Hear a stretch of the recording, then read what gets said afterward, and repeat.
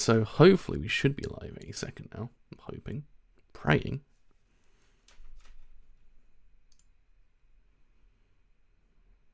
We actually are live. So yes, we actually are covering chapter 313 of Gon Kamuy, the manga series, or as we know now, it to be, I believe, the penultimate chapter of the whole entire series overall. Granted, saying it's the penultimate chapter 9 out of 10 times is always like an epilogue chapter that's included into like the volumes or as a add-on into a different magazine.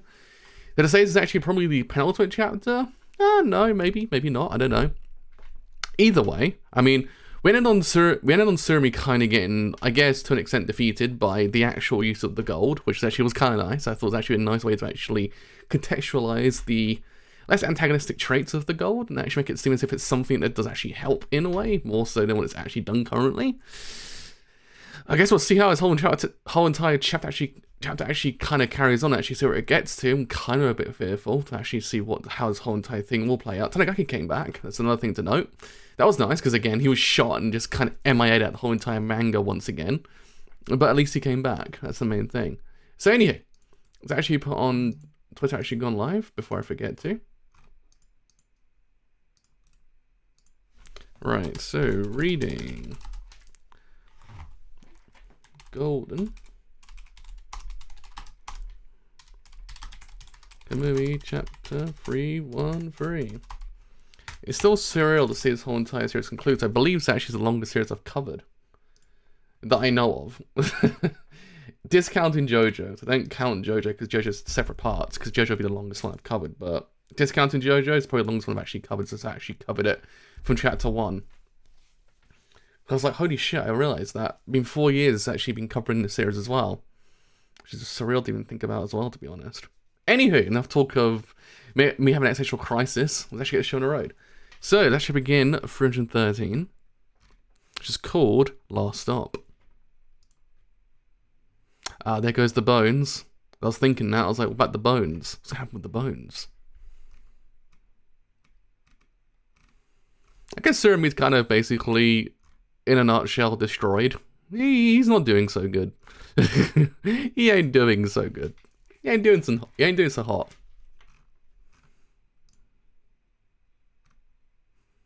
And there it goes. It'd be interesting to see what he does go for first, because he does actually seem his eyes are on the bones rather than what he was carrying as well. That being the deed, I believe. Yeah. So Surumi does go mainly for the actual, Surumi actually goes for the actual bones, which I actually kind of thought was actually quite a nice way to conclude his character.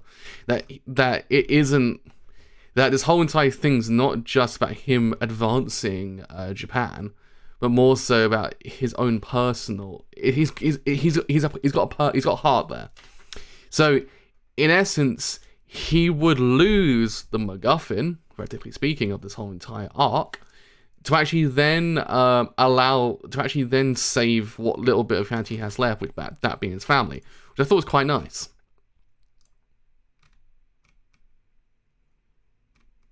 Oh man.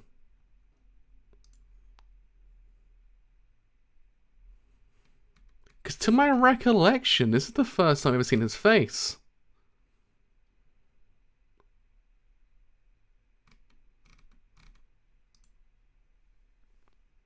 My stream just died. My headphones just died as well. I was like, wait a minute, did the stream die? My headphones died. Well, that's interesting, I've got to admit, because again, this is the first time that I believe we've seen his face, like, post him getting his, essentially. So, I like that, in a way, what we see of, the last shot, I'm guessing, that we might see of him, still the midway through the chapter, the last thing we would see of him is him looking sorrowful, like, at his family, rather than at anything else. That proved to me, since I've been saying it since the time in which this whole entire thing's happened, that would be something that would actually conclude his character. Him remorseful about his family rather than anything else. So you can clearly see that was the overarching thing in a way. So I like that aspect. Because it does prove to us at the very end of it, he's human. But it's not to the degree that you've seen other series that I've seen beforehand. I've seen series humanize the antagonist. There's plenty out there. Some piss me off more than others. But I like what Golden Kamuy did with Tsurumi's character, because Tsurumi's character's always exhibited that human side of him, but he's always kind of put it back in the background of his character, because he rather the whole entirety of Japan advance more than anything else. But at the same time, we understood that always was that overarching bit about him, that bit of his humanity still there. And that last shot proves to us that was still there. It's not gone. And I like that. That was actually a nice way to end his character. Every single character's ending, maybe bar one or two, I don't know, it depends how you view it. Every single character's ended beautifully. I must say, every single character's got an amazing send-off. It's really hard for a series to do this. Like, I'm not pissed. If Tsurumi dies, I see Tsurumi have his humanity still there. Well, I mean, I say that. Oh, he goes and stabs Sugimoto as well. What the fuck, man? What the fuck, man? I was on your side. Everyone that you love will be killed by the Golden Kamuy. Hey, name drop. You're responsible for all of this, Wilk. Okay.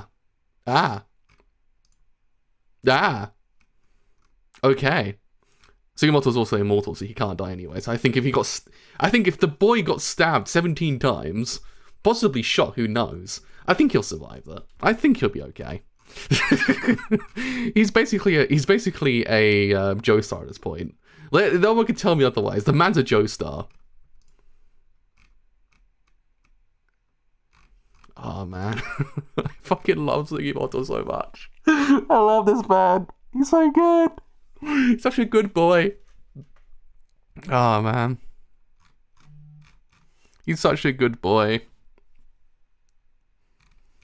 I'm Sugimoto the Immortal.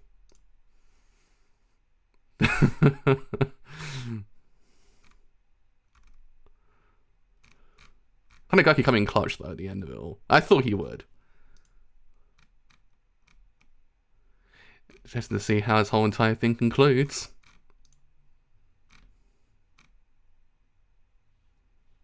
Well, there we go. I was gonna say, how would the whole entire thing conclude? Boom. Oh man.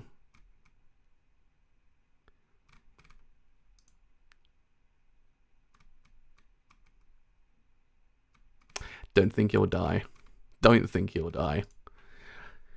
Personally speaking, I don't think Noda's that insane. The man's insane. Don't get me wrong. Man's be crazy. The man's be crazy, but I don't think he's that insane to kill Sugimoto. I don't think him drowning would cause him to die. I mean, granted, yes, there's a 20-ton train on him.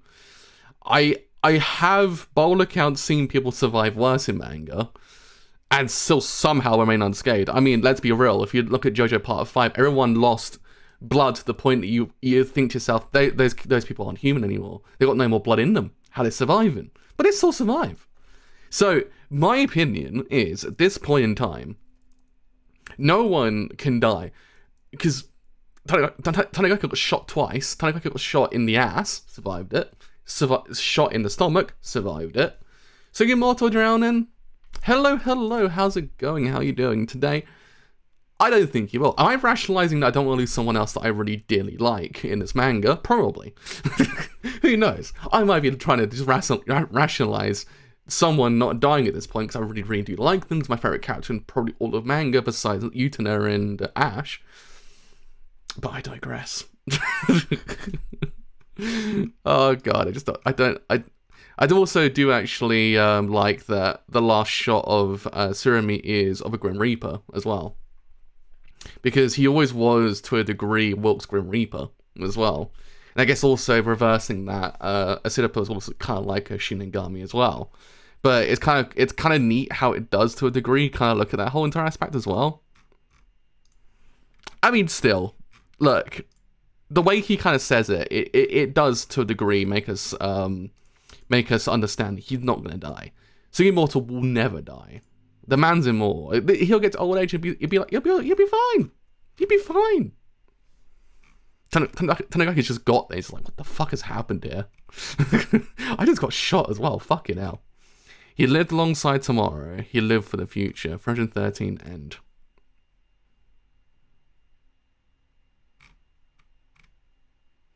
So he lived alongside. The tagline at the end is the reference to Sidipa since both tomorrow and future are meanings of her name.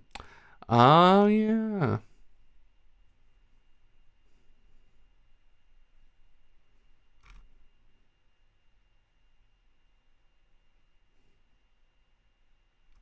So the bones of Tsunami drops on page 2 are those of his wife and daughter, which have been referenced several times. Yeah.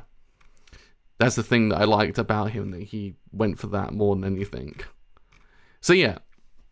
I mean, okay, so to resume, fuck you, Noda. Alright? I've got to wait until next Thursday to find out what happens now. Fuck you, alright? The last shot of him saying, I'm Sugimoto the Immortal was just like the most emotional thing I've experienced. My fucking heart sank. Pardon the pun, see that. Just hit fucking water as well. Just realised that. But, okay. What I did like was that before this point, Tsunami always also kind of referenced the idea that, that a Sidipa has to bear the sins of a father, kind of very similar to Attack on Titan at that point, to be honest. Sins of the ancestor.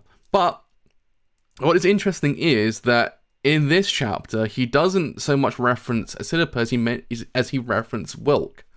Which I thought was quite interesting in a way. Because that proves to us there and then, again, the vendetta. The vendetta's always been there. He's one of those people that doesn't allow his emotions or emotional parts of him kind of seep through. But clearly that's not the case here. Though you could argue that it's because he's at the end of his life that the more human side of him start to prevail. I don't know.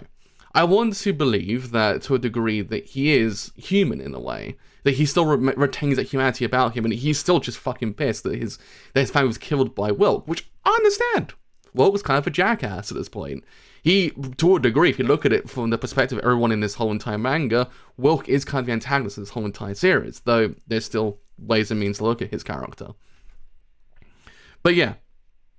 What I did like more than anything was that that Tsunami went for the bones rather than the deed, or rather than what he was carrying as well. That, in of itself, was proof and case in point that he is human. There is that human part of him that's still there. It's buried underneath the mask. The mask was removed, wasn't it? It's very on the nose, in a way. The way that he does it is very on the nose, but it was kind of amazing how it was done, because it was right at the end where you think there's going to be this grotesque kind of wound on his face, because let's be real, that happens a lot in films and stuff like that. People that go through quite harsh like blasts like that, you think, shit, like there's gonna be brains everywhere and shit like that. But no, he is still the same person he was beneath that. He's still the person he was when we saw him in the past with Tsukishima and Koito as well. There's no difference in his character, and I kind of like that aspect as well, because it kind of proves to us that he still retains who he was. That's still there. Granted, yes, he's gone a bit mad. That's case in point there still as well. But at the same time, he retains that person who he was. And that's crucial, because that kind of proves to us that he's still human. Yes, I mean, it's not... He does, to a degree, stab Sugimoto as well, and chucks him down into the abyss with him, but at the same time, that humanity's still there.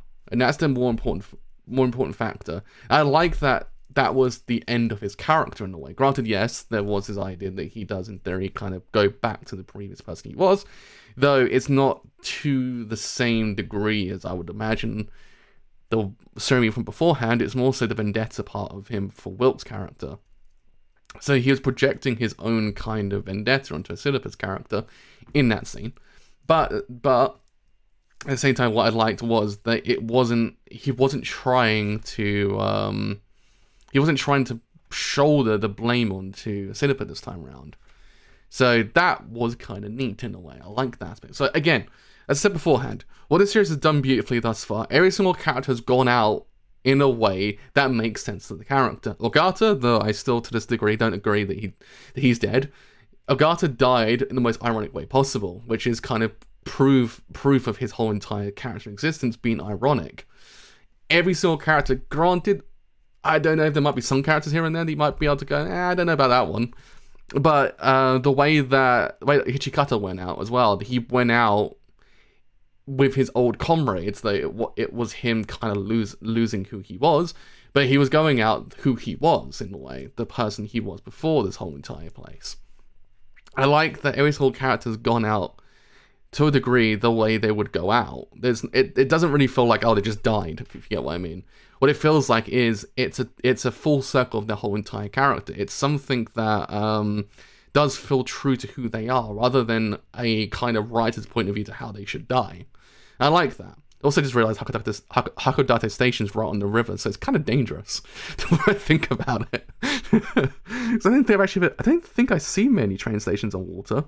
There's some in England, if I remember correctly, but I don't think there's actually many train stations on water. But yeah, I mean, next Thursday, the last chapter actually gets released. I don't think I'll cover it on Thursday, because I think the translation comes out a couple of days afterwards. So whenever it releases, I'll be here to cover it. I'll be crying my eyes out to see the series end, because I love this series dearly. And yeah, I mean, so fucking good, this series. I love it. So that is the second last chapter of Golden Kamuy in a nutshell. I'm going to lie down for a long while and cry, because the series ends next week, and I don't want it to end. I want it to continue on forever, because I love this series to bits.